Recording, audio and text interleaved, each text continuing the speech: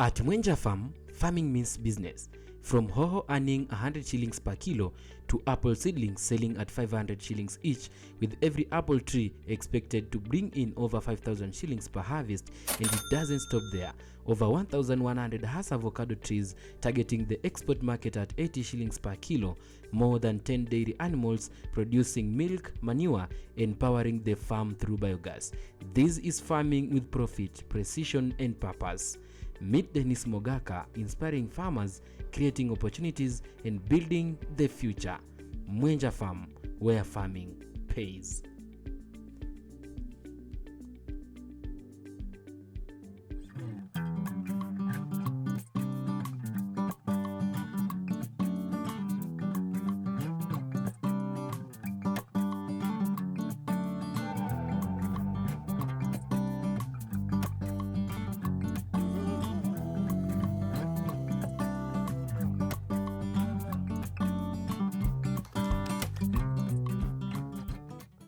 Here, we meet Billy Mwencha's son, Dennis Mogaka, who takes us through a journey of innovation and education in farming. My name is Dennis Mogaka Machuki, and I come from Mwencha Farm. My father came here in the 80s, early 80s.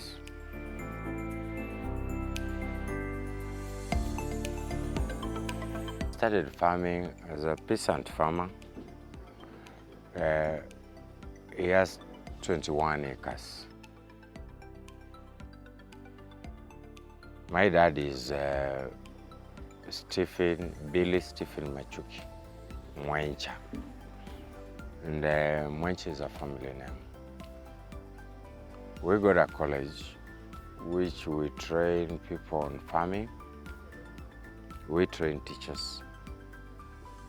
We train farmers, and right now I have some of them on attachment. We do a lot of farming, and that is what has brought us up, basically. Like, since we were young people, my father taught us to go to the farm, and it has been the core to our development. It has made us grow. My sisters do the same thing. We farm in Nairobi, we farm in Eldoret, and we farm here. Everybody has his role to play. And basically my dad decided that he'll make us settle on a lot of production. And as we know very well, the next frontier is food production. That is the next frontier. Whoever thinks there's anything else, I think I discourage you. If you don't produce food, then you are done.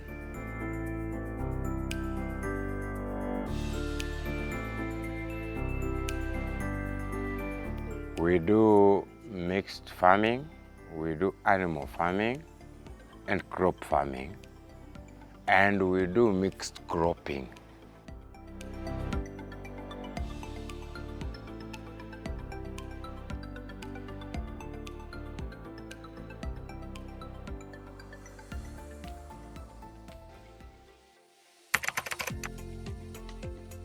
Sustainability is at the heart of this farm. They do not rely on external cooking energy. Instead, they produce their own biogas from livestock waste, turning farming into a complete cycle of productivity. Here we're in the biogas and biodigester. We process cow dung into very useful fertilizer, and that is our job because our farm needs a lot of fertilizer. And the reason why we do it is that the cost of fertilizer can be so high. But what we do is, can you process your own? Can you do your own thing? So that, you know, we want to look for ecosystems to work well. And number two, we want to make sure that the cost of production is very low. So what we do here is that after we get cow dung from our animals, what we do around here is we do biogas. Biogas, I know many people do biogas, but there is what we call the biodigester.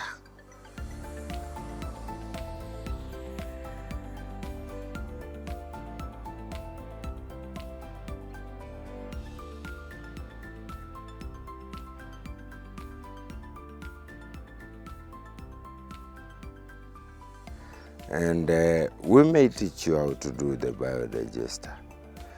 And right here where I'm standing, underneath there's a dome rounded that we have created that produces biogas. Biogas, we send it to the kitchen and we use biogas. But how do you deal with the byproduct of biogas? That is isamadi. Unaifanyia nini? I think when you look around here, I can change it. We got some pipes here. I hope you focus on them. We got some pipes here. This pipe carries biogas right into the house, and it can be used as early as now. And once we get our biogas, what we do, we mix the dung, we put it in there, the lask, I don't know, and then we put it in there. It processes gas.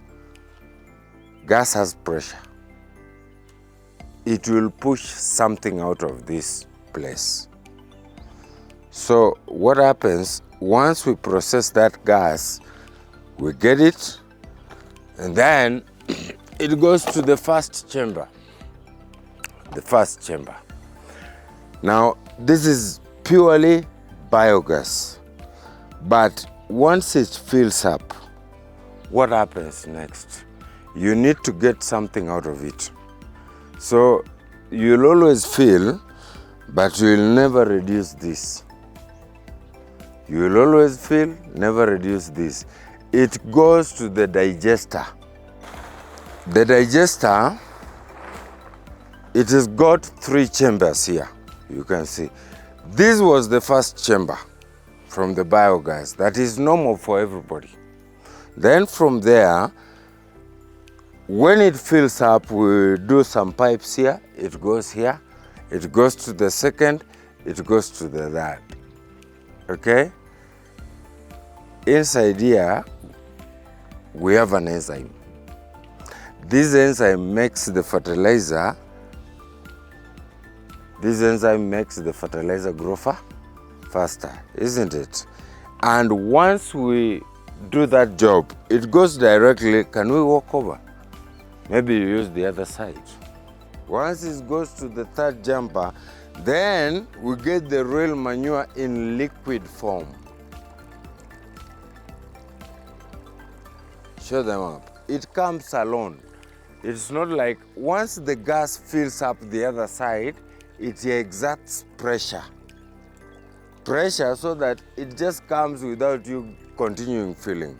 Once you fill it, it exerts pressure on the other side. Once the gas is produced, while it's being used, this other one comes out. And that is how we get very, very pure manure in liquid form. Totally liquid. You can see this. There are 2 options with this fertilizer. You can use them on plants directly, like you can spray. You can spray it. Once you mix it with water, you spray it. Otherwise, you can also do it on the soil, exactly on the soil. You just plant your plants and pour it there. Sometimes we recommend both. You can dilute. It is very rich in nitrogen, and you know it comes with a lot of phosphorus. Phosphorus will help the development of roots.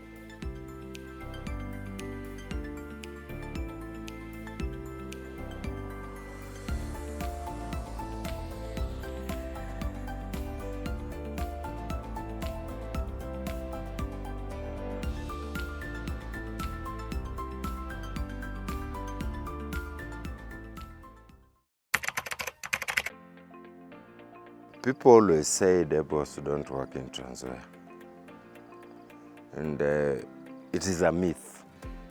In the seedbed section, every crop is nurtured with the market in mind. For instance, apple seedlings sell at about 500 shillings each, and a mature tree can earn over 5,000 shillings per harvest. As farmers, we can plant anything at any condition. So we chose to go for apples because the reason why we started this project is because Wambugu apples were very expensive. We bought them at 1,000 each, but we are also selling them at a variable price. But we get the rootstock from Nyauru, and the Zion, we got them. Some of them we get from there when we have missed, because we have older apples. And the reason why we went for apples is that apples are very expensive. I think if you buy an apple today in town, Transoya, you'll get one at 40 bob. And if an apple gives you 200 fruits, we don't even need 200 fruits. One apple gives you 100 fruits per year. That means in that one stem, you got more than 4,000. So we chose, we have to introduce our farmers to this. Because of one reason, we came to realize that farmers don't know this. And then we chose to introduce it into Tanzania, and we want it here. We want our farmers to come. Now the process is, once we get the rootstock, we buy the rooting chemical, isn't it? Not a chemical necessarily, but fertilizer. You know, we have fertilizer that has a lot of phosphorus that can make the roots grow. Once it has rooted and works, it looks like this. This is the rootstock. This is already grafted and ready to be planted. But when we plant, we have to basically we remove that paper. This rootstock will get the Zion. And once we get the Zion, we graft it. And it grows again. It joins. The most important thing is that when you're grafting, the bark of the tree must meet, because water and minerals are transported through the bark, not the stem inside. You might assume it is a stem, but the bark is what transports this. So it starts getting watered, and the Zion grows the flowers.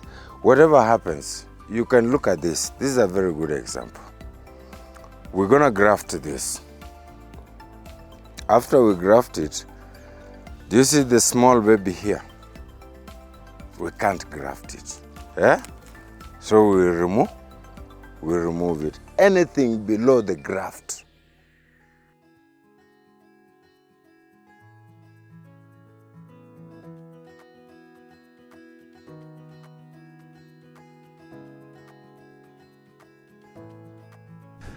we went straight to Wambugu. And then once we knew Wambugu, we bought our first apples. And after buying, Wambugu apples are good, by the way. I don't want to lie, they are here. We bought from Wambugu apples. He's the lead farmer in this country. After Wambugu apples, I know Chris Apple. Okay, so from there we started doing our research on apples, and we came to realize they work well. The problem with our farmers, they were planting rootstocks. They were not grafted. So I have 2 or 3 friends who did apples, but they did root stocks. Root stocks normally don't work well. What works well is the grafted part of it. So we went to Mwencha Farmers, we made a farm tour, Ururu, and we got our first apples. Right now we are headed to now producing them. We want to produce more apples, we want to graft more apples.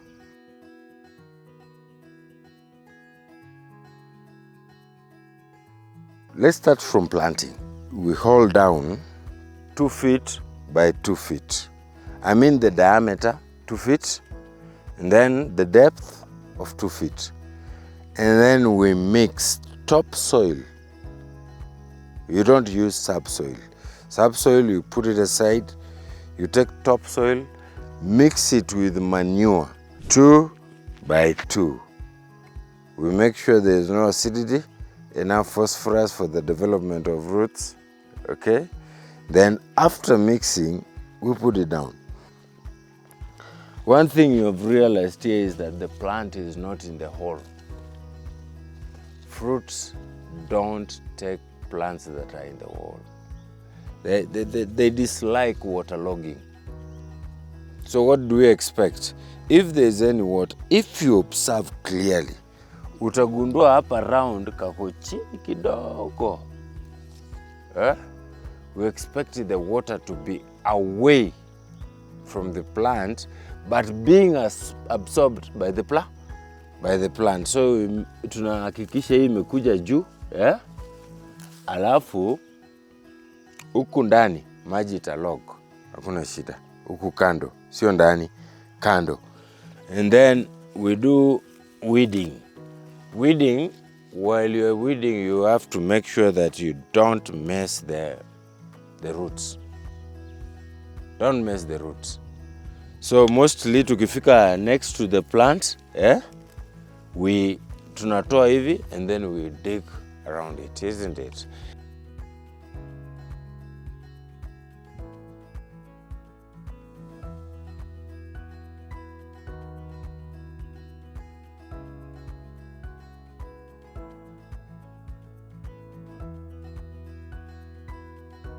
Apples are very resilient, even in times of drought. They are very resilient. So what happens here is that hatuzipei vitu mingi. Kitu tunachunga ni wadudu. Ukiona hii tawi inakauka hivi, chunga sana maji yako. Ama wadudu. Unaona? Like this is infested. Lakini ukija ukileta dawa ya wadudu wa kawaida, white flies and everything, those things disappear. Apples are resilient. And I think for every farmer, it's the best crop you can take. This is an irrigation system. It is a drip line. We get water here, and we have drip lines. We put drip lines, you can see that they have nozzles. And we have timed the nozzle right exactly at the plant. If you measure this nozzle to that nozzle, it could be about 2.5 meters. So tukiweka irrigation, tunaiweka tukihakikisha kwamba the water specifically falls on the plant. By the time it starts fruiting, it is 12 months. It is 12 months. So expect products after that. Because why? It is grafted. It is not something that itaishi kama hiyo buluga munaona pale. Miaka 5 ndio ngojee mazao. This one is grafted. Ile mmea yenye imekuja hapa juu ni mmea mpya. Ni mmea mpya ambayo mmea imekomaa. This is grafted. But if you take the root stock, it will take you a lot of time before you produce.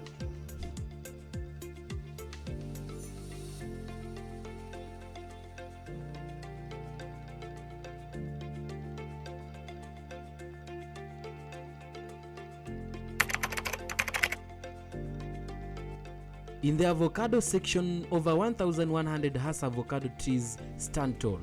With an export market in mind, they expect to sell at around 80 shillings per kilo, bringing international trade closer to the village. This farm you see here, including the other one that we are going there, it has about 1,100 avocados. It has 1,100 Hass, and these avocados are 1 year old. But they are growing so fast, so it is our time to expect some fruits. It happened that Hass are marketable.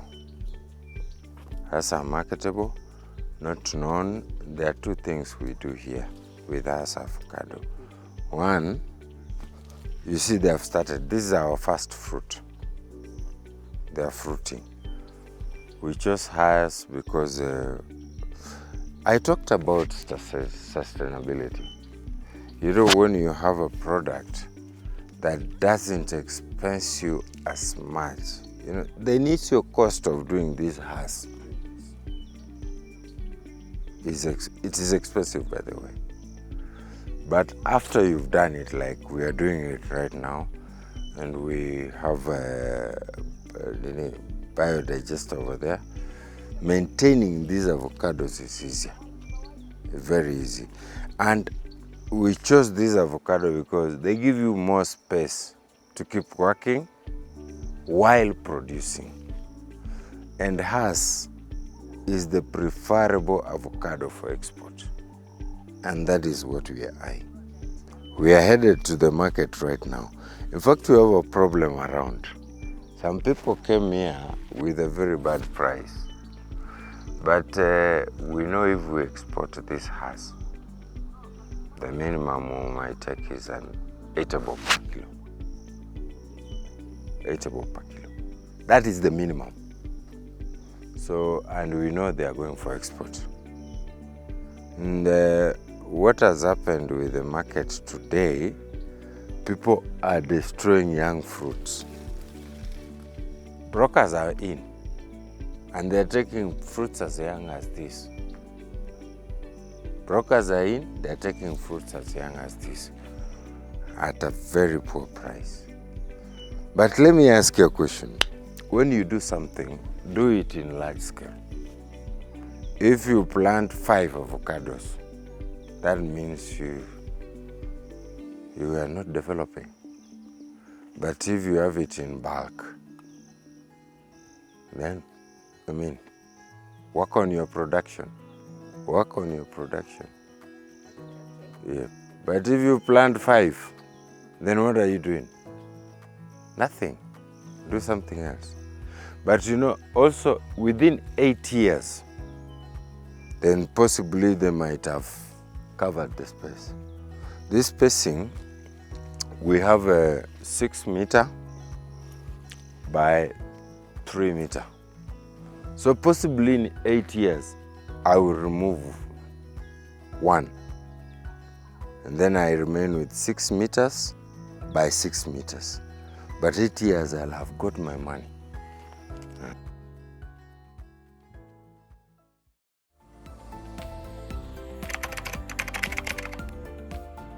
At Mwencha Farm, mixed farming thrives.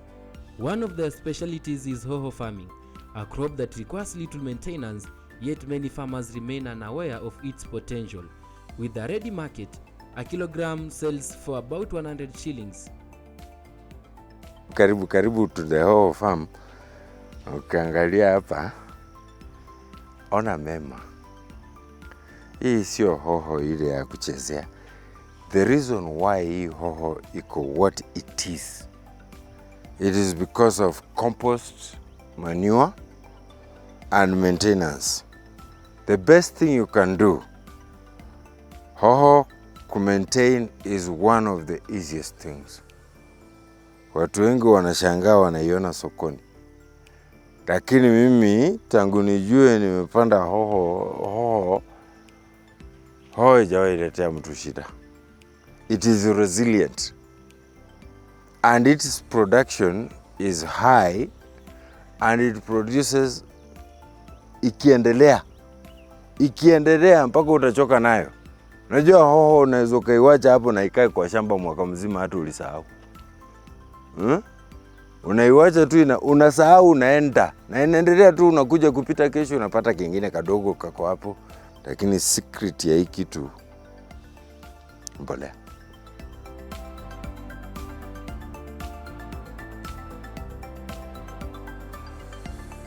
The market is so good kwa hoho. I can tell you, you go to the market right now. Mimi, we always sell this in town.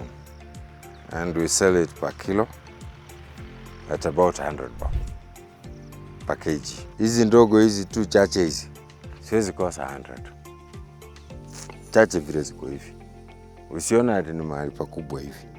Na napita 100 kwa sababu nitatoa tena narudi tu na ngojea, na weka mbolea tena na ngojea tu.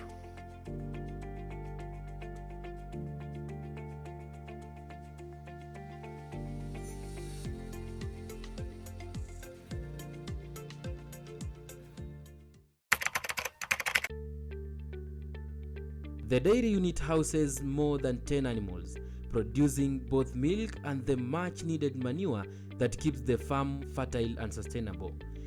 Ng'ombe tunao ndio hawa. Wako 8, 9 wakubwa na kuna ndama 5. Saa hii kuna mwingine alizaliwa na tunangojea huyu. So hapa ndio tunatoa hiyo mbolea tunapeleka pale. This is where we get our fertilizer from. This is our factory. In fact, tunakunywa maziwa ndio, lakini what is more important to us ni hiyo mbolea.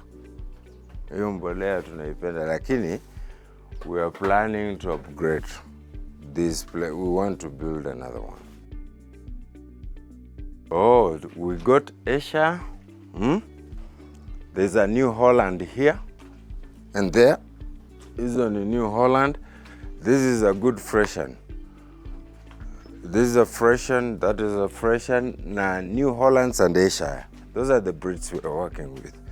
But tukiangalia vizuri, we appreciate New Hollands. They do well. They do well when it comes to production.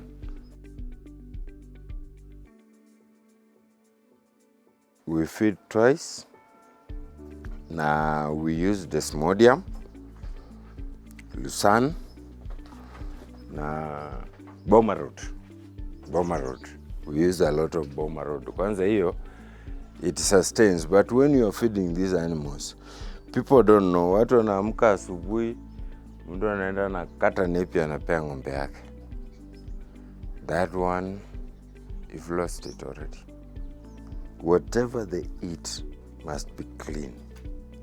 This place, feeding trough, must be cleaned every single morning. Every single morning. Vile unaamka hivi, clean it. Na ukikuja upate, sometimes it happens hujajua kwa nini hizi mambao ziko hapa. Sometimes it happens zinaingia zote ndani. But we want to improve this. I think we are building another one. Vaccination, deworming, very important. Deworming, you must do it. And number 2, ticks. In fact, the problem we experience around is ticks and the legs. I think umetembea sana unapata ng'ombe na miguu ina nguvu. Sometimes it's not necessarily the animal. Most of the time inakuanga ni hoofs. If you don't trim the hoofs, you will find a weak animal. But what I know I do for all animals ni kwamba I have to control ticks every time. And there are 2 ways of doing it. You can paka the dawa hii ya mafuta, ama you can inject. But what I came to notice kwamba injection is more effective.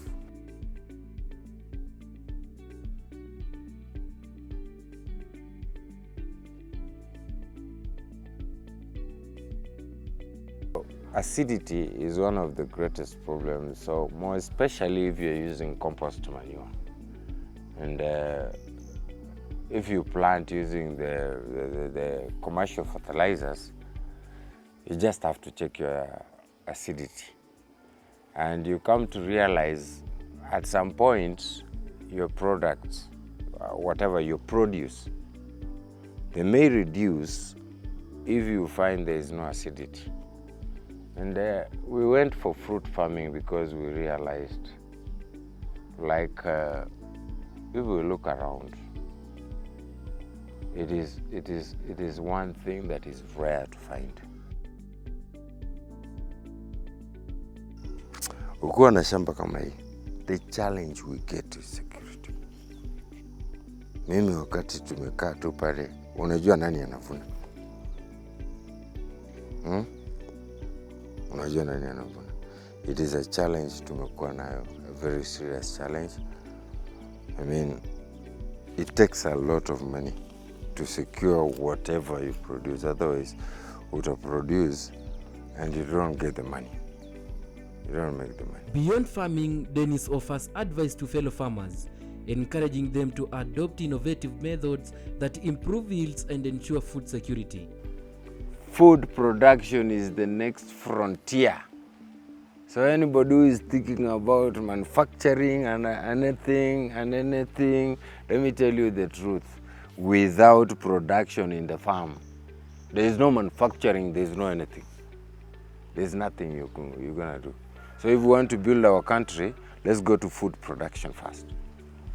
Mwencha Farm is not just about crops and animals, it is about vision, sustainability, and the future of farming in Kenya.